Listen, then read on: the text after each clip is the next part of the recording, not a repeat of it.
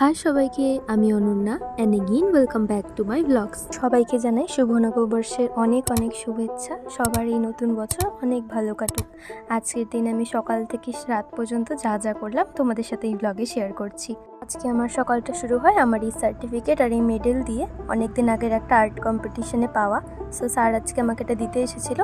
সকালবেলা ঘুম থেকে উঠেই বিছানা গুছিয়ে নিই, আর এখানে আমার ম্যাও ওর বাক্সর মধ্যে কি খোঁড়াখুড়ি করছিল জানি না। তারপর আমিও ফ্রেশ হয়ে চলে আসি। আর এখানে আমার নতুন জামা বের করেছিলাম, এটা আমি শিলিগুড়ির থেকে নিয়েছিলাম কদিন আগে। সো এই জামাটার এই প্লাজো প্যান্টটা পরবো, মানে শর্ট কুর্তি। তারপর আমি স্নান করতে চলে যাই। স্নান করে এসে এখানে পুজোর জন্য সব কিছু গোছকাজ করছিলাম। প্রত্যেক বছরই আমাদের বাড়িতে এই নববর্ষের দিন গণেশ পুজো করা হয়। অনেক সময় আগে অক্ষয় তৃতীয়াতেও করা হতো, কিন্তু বেশিরভাগটাই নববর্ষের দিনেই করা হয়। মা অন্যদিকে রান্নাবান্না করছিল, আর আমি এদিকে ফার্স্টে ঠাকুরের সামনে যে ঘরটা বসানো হবে ওই ঘরটা বসানোর জন্য সব কিছু রেডি করছিলাম। ফার্স্টে এখানে আমি সিঁদুর গুলিয়ে নিচ্ছিলার, তারপর আমের পল্লব, পান পাতা, ঘটে ডাবের মধ্যে এক এক করে সিঁদুর দিয়ে ফোঁটা দিয়ে দিচ্ছিলাম। তারপরে সব রেডি করে নেই, আর ঠাকুরমশাইও চলে আসে। আর এই ঠাকুরমশাইকে তো তোমরা কম বেশি সবাই চিনবেন। ইনি হচ্ছে আমাদের কালী মন্দিরের পুরোহিত, আমাদের কনক স্যার বলছি কারণ ইনি হলেন আমার ছোটোবেলার নার্সারি স্কুলের টিচার। এনার হাতেই আমার হাতে খড়ি, পড়াশোনা সব কিছু।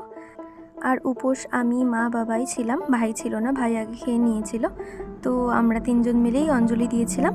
আর ধূপটা ধরাতে ভুলে গেছিলো, তাই বাবা পরে ধূপটা ধরিয়ে নিয়ে আসে, আর মা এখানে দিয়ে দেয় আগিয়ে। আর এখানে পঞ্চপ্রদীপ দেখানো হচ্ছিল, কুরমশাই পুজো করছিল, আর আমি অল্প অল্প করে ক্লিপ নিচ্ছিলাম পুজোর, তোমাদেরকে ব্লগে দেখানোর জন্য।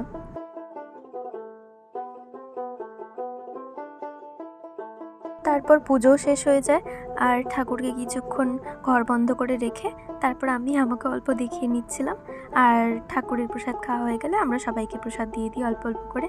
আর এখানে আমার ম্যাওটা বাইরে একা একা বসেছিল, তাই আমি ওর সাথে অল্প গিয়ে খেলছিলাম।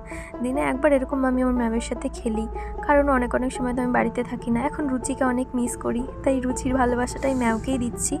তারপর আমি এখানে অল্প ঢ্যাঁড়স কেটেছিলাম, ভাজা করব। আর মা এখানে ভাত বসিয়েছিল, ওটাকেই বারবার নাড়তে বলছিল, তাই আমিও ভাতটাকে নেড়ে দেখছিলাম যে হয়েছে কি না। আর আমি আজকে নিরামিষ খাবো, তাই ঢ্যাঁড়স ভাজা করছিলাম, কারণ কাল তো অমাবস্যা, আর আজকে আমাকে নিরামিষ খেতে হবে, যেহেতু আমি কালকে অঞ্জলি দেবো। তো এই যে ঢ্যাঁড়স ভাজাটা একটু বেশি ভাজা ভাজা হয়ে গেছে, কিন্তু আমার এমনই খেতে ভালো লাগে, তাই এটাই খাচ্ছিলাম। তারপর সন্ধ্যাবেলা আমি এখানে মেহেন্দি গুলাতে বসেছিলাম। এটা হচ্ছে অর্গ্যানিক মেহেন্দি পাউডার, আর এখানে একটা বোল নিয়েছিলাম, এটাতেই মেহেন্দিটা মিক্স করব। আর এই যে অয়েল, চিনি আর লেবুর রস নিয়েছিলাম। তো এখানে ফার্স্টে আমি মাপ মতো যতটুকু মেহেন্দি গুলাবো অতটুকু পাউডার নিয়ে নিই, আর তারপর এখানে চিনিটা দিয়ে দিই।